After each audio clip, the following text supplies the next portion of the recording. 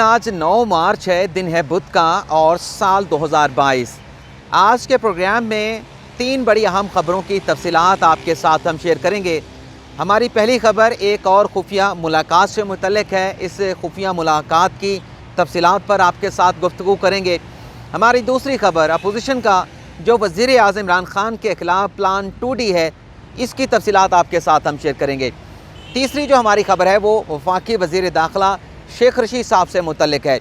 लेकिन नाज़रीन, आज की इन तीनों ख़बरों की तफसीलात डिस्कस करने से पहले, बताने से पहले, मैं अदालती महाज से 2 खबरें और माशी और सियासी महाज से 3 खबरों की तफसीलात आप नाज़रीन के साथ शेयर करना चाहूँगा। अगर अदालती महाज की बात करें तो सबसे पहले मोहसिन बेग की खबर आपके साथ शेयर करते हैं। नाज़रीन, मोहसिन बेग ने उनके ख़िलाफ़ जो दहशत गर्दी का मुकदमा है, उस मुकदमे में भी ज़मानत के लिए ATC अदालत से यानी इंसदाद दहशत गर्दी की अदालत से रजू कर लिया है। इससे पहले जो कराची के FIA सर्कल में मोहसिन बेग के ख़िलाफ़ मुकदमा दर्ज किया गया था, उसमें मोहसिन बेग की ज़मानत 1 लाख रुपए के मचलकों के एवज़ मंजूर हो चुकी है। इसी तरह से जो इस्लामाबाद पुलिस की जानिब से मोहसिन बेग पर गैर कानूनी असलहा रखने का मुकदमा बनाया गया था, उस मुकदमे में भी 30,000 रुपये के मचलकों के एवज़ मोहसिन बेग की ज़मानत मंजूर हो चुकी है। तो अब एक मुकदमा यही था जो दहशत गर्दी का उनके ख़िलाफ़ दर्ज किया गया था इस्लामाबाद के थाना मारगला की जानिब से। इसमें पहले भी मोहसिन बेग ने ज़मानत के लिए मुतल्लिका अदालत से रजू किया था, लेकिन इस दरख्वास्त ज़मानत को वहाँ से फिर वापस ले लिया गया था। लेकिन चूँकि जो 2 मुलाजमीन थे मोहसिन बेग के, उनकी ज़मानतें शरीक मुल्ज़मान के तौर पर मंजूर हो चुकी हैं, तो एक रास्ता बन चुका है, एक रास्ता निकल चुका है। उस रास्ते को यूटिलाइज़ करने के लिए अब मोहसिन बेग ने दोबारा से उसी अदालत में ATC कोर्ट से अपनी ज़मानत के लिए रजू किया है। अदालती महाज से दूसरी बड़ी खबर यह है कि एहसन इकबाल, जिनके ख़िलाफ़ नारोवाल स्पोर्ट्स कम्प्लेक्स का रेफरेंस एहतसाब अदालत में ज़ेर इल्तवा है, तो हुकूमत ने जो नया नैब तरमीमी ऑर्डीनेंस जारी किया था, इस ऑर्डीनेंस के तहत एहसन इकबाल ने बरियत की दरख्वास्त जो है वो एहतसाब अदालत में दायर की थी, लेकिन उस बरियत की दरख्वास्त को खारिज कर दिया गया है। लेकिन एहसन इकबाल ने इस बात का फ़ैसला किया है, इस बात का ऐलान किया है कि वो एहतसाब अदालत के इस फैसले को इस्लामाबाद हाई कोर्ट में चैलेंज करेंगे। अब नया नैब तरमीमी ऑर्डीनेंस आपके सामने है, जिसमें जो साबिक वज़ीर आज़म हैं अपना राजा परवेज़ अशरफ, उन्हें कई मुकदमात में बरी किया जा चुका है। और जो एहसन इकबाल साहब का मुकदमा है, मैं आपको बड़े वसूख के साथ कन्फर्म खबर बता रहा हूँ कि जब ये नैब तरमीमी ऑर्डीनेंस लाया जा रहा था, तो वज़ीर आज़म को जो उनकी कानूनी टीम की जानिब से ब्रीफिंग दी गई थी, उसमें खान साहब ने बाकायदा अपनी लीगल टीम से पूछा था कि जो शाहिद खाकान अब्बासी और एहसन इकबाल के मुकदमात हैं, आप ये तरमीम लेकर आएंगे तो ये मुकदमात कहाँ पर फॉल करेंगे।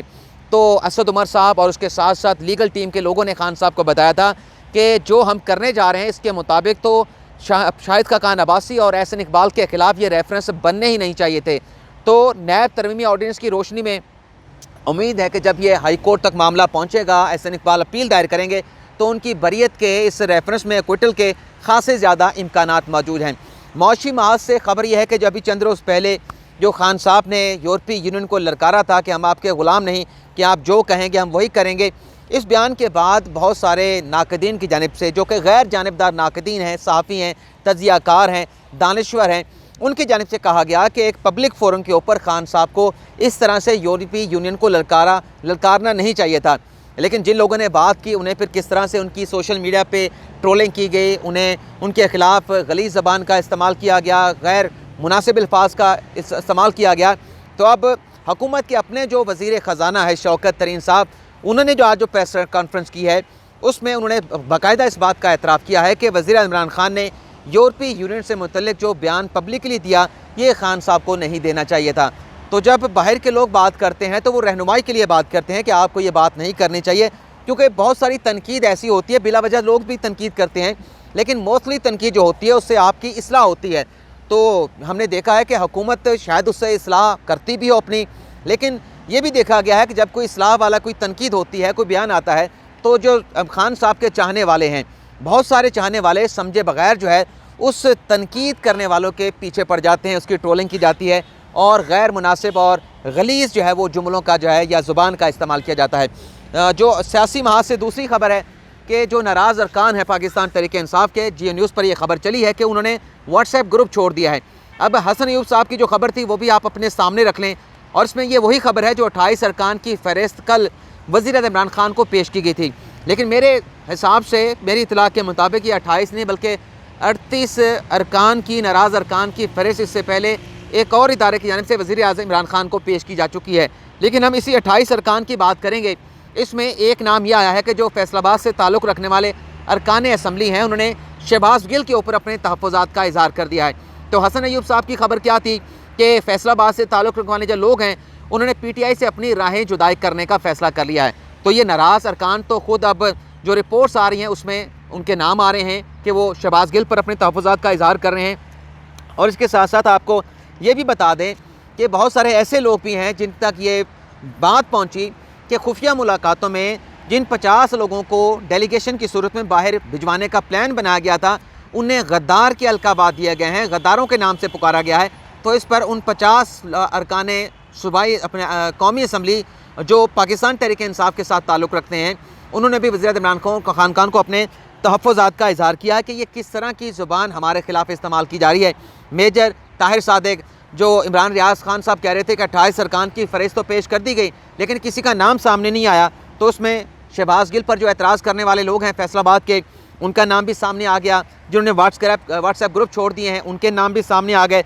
और इसी तरह से मेजर ताहिर सादिक का नाम भी सामने आया है, नूर आलम खान का नाम भी सामने आ गया। और मैं कई मरतबा ये नाम आपको बता चुका हूँ। गुलाम बीबी भरवाना का नाम भी सामने आया और उनका एतराज़ यह है कि मुझ पर शक किया जाता है। और ये शक जब मैं आपकी पार्टी के अंदर हूँ, आपकी पार्टी का हिस्सा हूँ, तो मुझ पर क्यों शक किया जाता है। लेकिन मैं आपको बता दूँ, ये जो लोग शकूक शुबात का इज़हार कर रहे हैं, इनके ऊपर हुकूमत का जो शक है वो बिल्कुल 100% दुरुस्त है। सियासी महाज से खबर यह है कि खान साहब ने आज MKM के वफ़द के साथ मुलाकात की है और MKM के वफ़द ने कोई यकीन दहानी वज़ीर आज़म इमरान खान को नहीं कराई। सिर्फ इतना जुमला खान साहब की तसल्ली के लिए कह दिया कि हम आपके इत्तेहादी हैं, लेकिन साथ ही अगले जुमले में जो MKM के रहनुमा हैं आमिर खान, उन्होंने ये कह दिया कि हम आपके इत्तेहादी ज़रूर हैं लेकिन हमारे पास ऑप्शन खुले हैं। यानी MKM भी मौजूदा सियासी हलचल के दौरान जो है वो 2 कश्तियों के सवार है। इत्तेहादी भी बनना चाह रही है, इत्तेहादी का नाम भी लेती है, लेकिन साथ ही कहते हैं कि हमारे ऑप्शन खुले हैं। ऑप्शन खुले होने वाली कोई बात नहीं होती। अगर आप इत्तेहादी हैं तो इत्तेहादी हैं, अगर इत्तेहादी नहीं है तो फिर इत्तेहादी नहीं है। ऑप्शन वाली कोई बात नहीं होती। इसी तरह से जो खालिद मकबूल हैं MKM के सीनियर रहनुमा हैं, उन्होंने भी कहा है कि मतलब उन्होंने भी जो बयान दिए हैं वो बयान भी इसी तरह से है कि हम इस निज़ाम को एक्सेप्ट नहीं करते। अगर हम आगे की बात करें, बल्कि एक और ख़बर भी आपके साथ हम शेयर कर लूँ, मुझे याद आ कि मैं भूल ना जाऊँ। वो ख़बर ये है कि आज एक हुकूमती लीगल टीम के रुकन की जानिब से बताया गया कि हमने इस तहरीक के अदम एतमाद की जो तहरीक है, इस मूव को काउंटर करने की प्लानिंग कर ली है, हिकमत अमली बना ली है। और सिर्फ इतना हमारे साथ जो है वो शेयर किया गया, ख़बर बताई गई कि हम इनको बहुत थकाएंगे, हम इन्हें बहुत ज़्यादा जो है वो टाइट करेंगे, एग्जॉस्ट करेंगे। ये सिर्फ इतना बताया गया, इससे ज़्यादा कुछ नहीं बताया गया। लेकिन वो बड़े पुरएतमाद लहजे के साथ हमें ये चीज़ें बता रहे थे। लेकिन इसके साथ साथ जब हमने दोस्तों में ये बात डिस्कस की कि ठीक है, हुकूमत ने भी अपनी प्लानिंग करनी है, जब एक मैच पढ़ना है अपोजिशन का हुकूमत का, तो किसी एक ने तो हारना ही हारना है। वो अपोजिशन भी हो सकती है, वो हुकूमत भी हो सकती है। लेकिन तारीख़ ये है कि आज तक वज़ीर आज़म के ख़िलाफ़ तहरीक के अदम एतमाद कामयाब नहीं हुई। लेकिन यहाँ पर यह भी तारीख़ है कि पाकिस्तान इंडिया के ख़िलाफ़ 1992 से लेकर आज तक ICC वर्ल्ड कप का कोई मैच नहीं जीत सका था। लेकिन फिर 2022 में एक नई तारीख़ बनी, 2022 में बनी या पता नहीं 2021 में बनी, मैं भूल रहा हूँ। तो बाबर आजम 11 ने भारत को शिकस्त दी। तो ये एक तारीख़ भी तब्दील हुई। तो चीज़ें तब्दील होती रहती हैं, तारीख़ बनती रहती है। लेकिन मेरा ये कहने का मकसद नहीं कि खान साहब ये मैच हार चुके हैं, लेकिन मैच काफ़ी टफ़ है। मेरा कहने का मतलब ये है कि मैच काफ़ी टफ़ हो चुका है। अगली जो खबर आपके साथ शेयर करनी है, GDA के अरकान के साथ खान साहब ने गवर्नर हाउस में मुलाकात की है। पीर पगाड़ा साहब ने खान साहब के साथ जो राब्ते किए जा रहे थे मुलाकात के हवाले से, वो मुलाकात उन्होंने नहीं की। और जो बताया गया है कि तबीयत की नासाजी की वजह से सबगतुल्ला अपना जो पीर पगाड़ा साहब हैं, उन्होंने मिलने से इनकार किया है। अब आ जाते हैं आज की अपनी जो हमारी ख़बरें हैं, जो आप नाज़रीन के साथ हमने शेयर करनी है। वो ख़बर ये है कि जो खुफिया मुलाकात के बारे में आपको बता रहा था, वो खुफिया मुलाकात वाली नाज़रीन ख़बर ये है कि अलीम ख़ान जो है वो लंदन रवाना हो गए हैं। लंदन में उनकी जहांगीर तरीन के साथ तो मुलाकात होगी और उनके पीछे बल्कि यहाँ आपको ये भी बता दें कि अलीम ख़ान कमर्शियल फ़्लाइट पे नहीं बल्कि अपने प्राइवेट जेट में लंदन के लिए रवाना हुए हैं। और उनके पीछे बताया जा रहा है कि जो जहांगीर तरीन के दस्ते राज हैं ओन चौधरी साहब, वो भी लंदन रवाना होने वाले हैं, या फिर जब आप प्रोग्राम देख रहे होंगे तो लंदन रवाना हो चुके होंगे, क्योंकि मुझे उनका शेड्यूल नहीं पता। लेकिन बताया जा रहा है, ख़बरें आ रही हैं कि वो भी लंदन रवाना होने वाले हैं। तो जहांगीर तरीन के साथ मुलाकात होगी। लेकिन इस बात का इम्कान ज़ाहिर किया जा रहा है कि जो लंदन में डायरेक्टली इनडायरेक्टली जहांगीर तरीन के शरीफ ख़ानदान के साथ रब्ते हैं, नवाज शरीफ के साथ खुफिया मुलाकात की खबर सामने आई, शहबाज शरीफ ने उन्हें अपने बेटे के ज़रिए गुलदस्ता भिजवाया, तो लंदन में जब यहाँ पर पंजाब के मामले पर डेडलॉक पैदा हो चुका है, खान साहब ने कह दिया है कि मैं बुज़दार को तब्दील नहीं करूँगा, और जहांगीर तरीन ग्रुप, अलीम खान ग्रुप कह रहा है कि माइनस बुज़दार से कम पर बात नहीं चलेगी। तो अब मामलात ये हो चुके हैं कि लंदन में जाके ये मुलाकातें की जाएंगी, जिसमें शरीफ ख़ानदान के साथ बराह रास्त या उनके किसी नुमाइंदे के ज़रिए मुलाकात का इम्कान जो है वो ज़ाहिर किया जा रहा है। अगली जो खबर आपके साथ हम शेयर करने जा रहे हैं, और इस मुलाकात का मकसद यही होगा कि पंजाब में किसने आना है, अलीम खान ने आना है, किसको वज़ीर आला के तौर पे लाना है, और मरकज़ में क्या हिकमत अमली बनाई जानी है, इन तमाम चीज़ों को डिस्कस किया जाएगा। वैसे आज जो अलीम खान का ग्रुप है, जो जहांगीर तरीन का ग्रुप है, उन्होंने चौधरी साहबान के घर जाकर उनके साथ मुलाकात की है।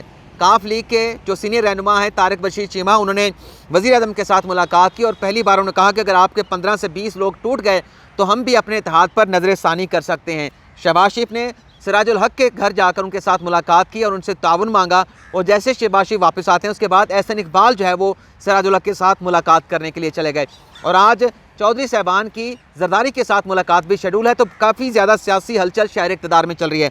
आखिरी जो खबर हमने आपके साथ शेयर करनी है, बल्कि सेकंड लास्ट खबर, वो ये है कि पंजाब में भी जो एक डबल डी की मैंने आपको पॉलिसी या प्लान बताया है, वो ये है कि एक तो इस नुक्ते पे गौर किया जा रहा है कि स्पीकर, डिप्टी स्पीकर के ख़िलाफ़ भी तहरीक अदम-ए-एतमाद लाई जाए। एक तो ये है, यानी डबल डोज प्लान 2D जो है वो दरअसल डबल डोज का प्लान है कि मरकज़ में खान साहब के ख़िलाफ़ तो तहरीक अदम-ए-एतमाद ला चुके हैं, तो स्पीकर, डिप्टी स्पीकर के ख़िलाफ़ भी तहरीक अदम-ए-एतमाद के मामले पर दोबारा से गौर किया जा रहा है।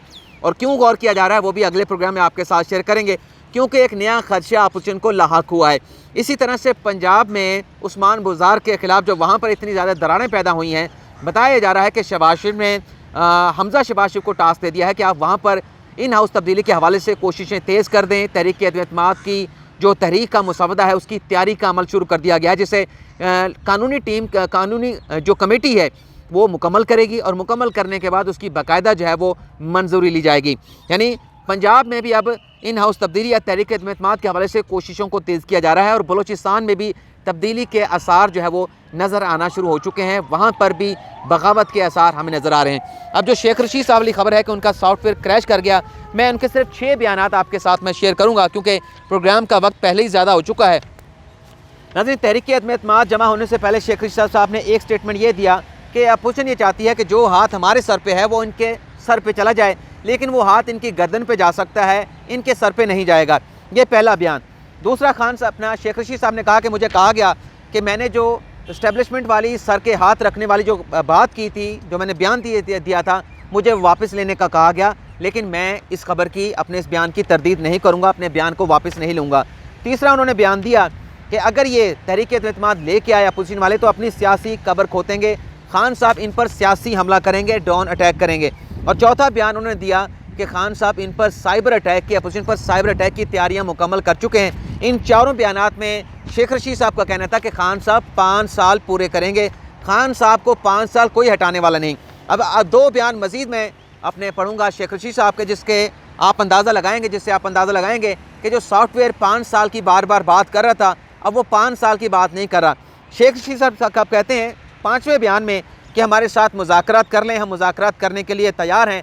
अगर अपोजिशन के साथ, इत्तेहादियों के साथ गुफ्तगू हो सकती है तो अपोजिशन के साथ भी मुज़ाकरात हो सकते हैं, और अगर इंतखाबात वक्त से पहले, 1 साल पहले 6 महीने हो जाएं तो इसमें कोई हर्ज नहीं।